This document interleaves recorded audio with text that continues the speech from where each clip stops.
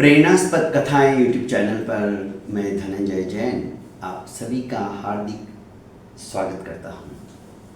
छोटी सी कहानी डीजे की जुबानी। दोस्तों,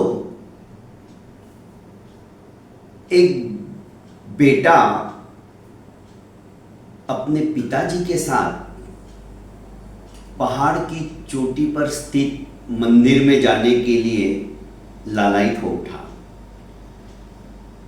पिता ने कहा कि बेटा, कंटकाकीर्ण मार्ग है, रास्ता बहुत उबड़ खाबड़ है और इतनी दूरी तक पैदल चलना मुझे नहीं लगता कि तुम्हारे लिए ठीक रहेगा। तुम थोड़े और बड़े हो जाओ तब हम चलेंगे, क्योंकि मैं तो रोज जाता हूं। पर बेटे ने जिद की और नहीं पिताजी, मैं आपके साथ चलूंगा ही। पिता ने अपने बेटे का हाथ कस से कर पकड़ लिया और सफर शुरू कर दिया। काफी दूरी तय करने के बाद में हाथ में पसीने आने लगे तो लड़के ने अपना हाथ छुड़वा लिया और कहा कि पिताजी, मैं आराम से आपके साथ साथ ही चलूंगा, हाथ छोड़ दो। हाथ छोड़ दिया। बेटा कभी आगे निकल जाता तो कभी पीछे रह जाता, मस्ती करता हुआ चल रहा था। आगे उस पहाड़ी पे रास्ता इतना संकीर्ण था कि धीरे धीरे ऊपर चढ़ने के वक्त नीचे खाई नजर आती थी और बड़े बड़े पत्थर भी पड़े हुए थे। पर इसका पिता प्रतिदिन शिव का भक्त था तो शिव मंदिर में जाकर पूजा अर्चना करता था और वापस लौट के आता था। आज बेटे की जिद की वजह से चल तो दिया। जब लड़का आगे बढ़ा, आगे निकल गया था तो उसका ध्यान बाहर के नजारे को देखने में लगा हुआ था। अचानक उसका पैर बड़े पत्थर से टकराता है, चोट लगती है घुटने पे और वो धड़ाम से नीचे गिर जाता है। चीख निकलती है उसकी जोरों से। वो चीख की आवाज, क्योंकि पहाड़ था चारों तरफ और नीचे खाई थी, आवाज प्रतिध्वनित होती है, आवाज गूंजती है। ओ मां, ओ मां, ओ मां, ओ मां। वो आवाज गुंजरित हुई।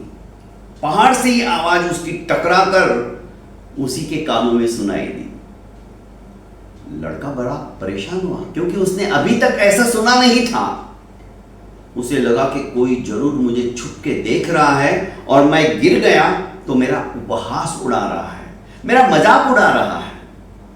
लड़के को गुस्सा आ गया। उसने और जोर से चिल्लाया, कौन हो तुम, कौन हो तुम, कौन हो तुम। वो आवाज फिर से प्रतिध्वनित हुई। ये वापस मुझे ही पूछ रहा है।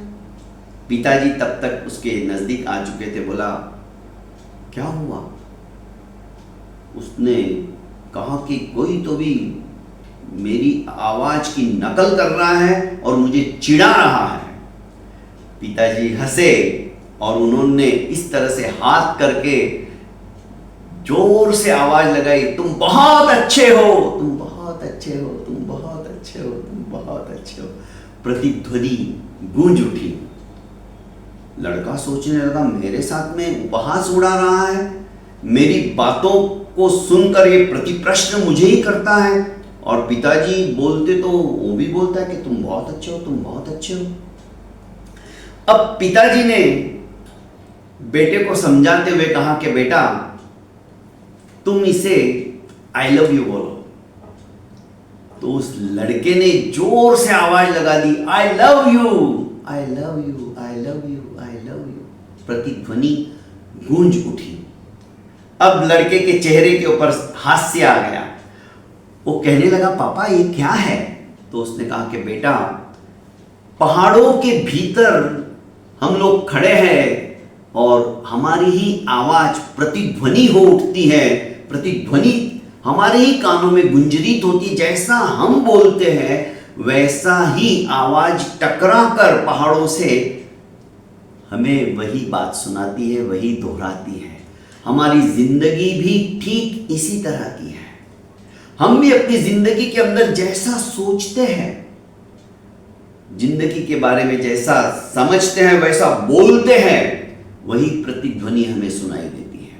हम किसी को भी, सामने वाले को यदि बुरा बोलेंगे तो हमें भी बुरा ही सुनना पड़ेगा, क्योंकि हमारी ध्वनि वैसी निकली है। हम अच्छा सोचेंगे, अच्छा बोलेंगे, वही ध्वनि हमारे कर्ण रंध्रों को आप्लावित करती रहेगी, गूंजती रहेगी। ठीक जिंदगी का सार यही है। जैसा हम बोलेंगे, जैसा हम जिंदगी के बारे में सोचेंगे, जिंदगी हमें वही प्रतिध्वनित करके वापस देगी। बहुत बहुत धन्यवाद दोस्तों। प्रेरणास्पद कथा यूट्यूब चैनल को लाइक कीजिए, सब्सक्राइब कीजिए और ज़्यादा से ज़्यादा अपनों को शेयर कीजिए। प्रणाम।